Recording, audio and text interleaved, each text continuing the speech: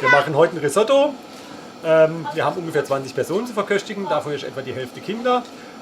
Wir haben als Ration ungefähr 1 Kilo Reis, was wir als Basis haben. Wir haben jetzt schon mal vorbereitet, dass wir Gemüsebrühe angesetzt haben, die wir nachher brauchen, um den Reis abzulöschen. Und wir haben schon mal Olivenöl heiß gemacht in der Pfanne und sind gerade dabei, die Zwiebeln anzubraten. Da kommt gleich noch der Reis mit dazu, damit wir den glasig dünsten können.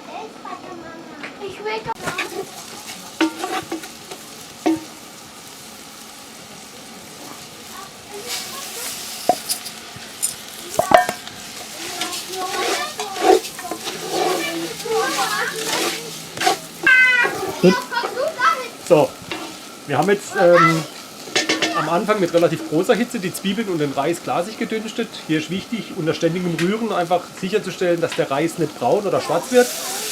Jetzt hat er gerade die schöne Farbe, jetzt ist er glasig und als nächstes werden wir den Reis mit der Gemüsebrühe, die wir vorbereitet haben, ablöschen. Ja, beim Risotto gibt es zwei Dinge. Das eine ist ein ständiges Rühren, einfach um zu vermeiden, dass der Reis anbrennt. Und was der Unterschied zwischen dem Risotto und normal gekochtem Reis darstellt, das ist zum größten Teil das, dass ich dem Reis immer nur jeweils so viel Flüssigkeit gebe, wie er im Moment gerade braucht, um es aufzunehmen. Das heißt, ich bin eigentlich ständig am Nachschütten, kleine Portionen, bin es am Unterrühren, das Wasser, bis der Reis mit seiner Stärke aufquellen kann, das Wasser entsprechend verarbeitet hat. So wie jetzt sehe ich, dass der Reis wieder am Trockenfallen ist. Und an der Stelle kommen einfach nochmal 2 Schöpfer Flüssigkeit dazu. Und dann lassen wir die erstmal in den Reis einarbeiten und machen dann anschließend weiter. Das heißt, ich habe immer Flüssigkeit auf Vorrat. Ich gebe aber nicht alles rein, sondern halt immer nur so viel, wie der Reis im Moment gerade braucht zum Verarbeiten. Da ein Risotto insgesamt nur so lange braucht, wie der Reis benötigt zum Durchwerden, muss ich mir gut überlegen, wann ich die entsprechenden Zutaten reingebe. Deswegen habe ich jetzt als allererstes die getrockneten Tomaten mit in den Reis mit reingegeben, damit die eine Chance haben, auch einigermaßen weich zu werden, bis wir mit dem Risotto durch sind, in schätzungsweise 20 bis 25 Minuten.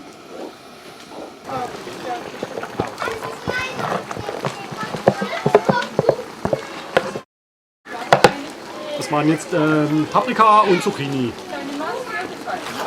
die jetzt als nächstes drankommen. Getrocknete Tomaten. Zucchini und Paprika haben wir jetzt im Risotto drin. Mittlerweile haben wir auch noch Pinienkerne angeröstet, die jetzt auch noch mit reingerührt werden.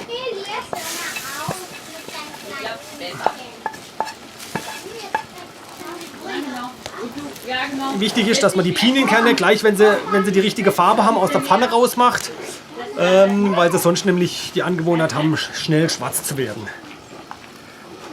Zutat der frischen Dinge, die in das Risotto kommen, kommen die geschnittenen Champignons rein. Die brauchen tatsächlich nur ganz kurz. Da reicht es, wenn die 2-3 Minuten im Risotto noch mitschwimmen können.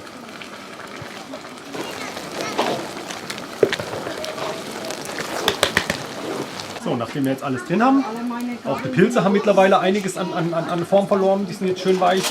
Kommt jetzt als allerletztes der Parmesan rein. Der wird jetzt einfach Stück für Stück hinzugegeben und wird untergerührt, damit das Ganze eine schön cremige Konsistenz hat. Und dann hat man eigentlich noch genügend Zeit, die Leute zum Essen zu rufen, weil so ein Risotto bleibt dann doch ziemlich lang, ziemlich heiß.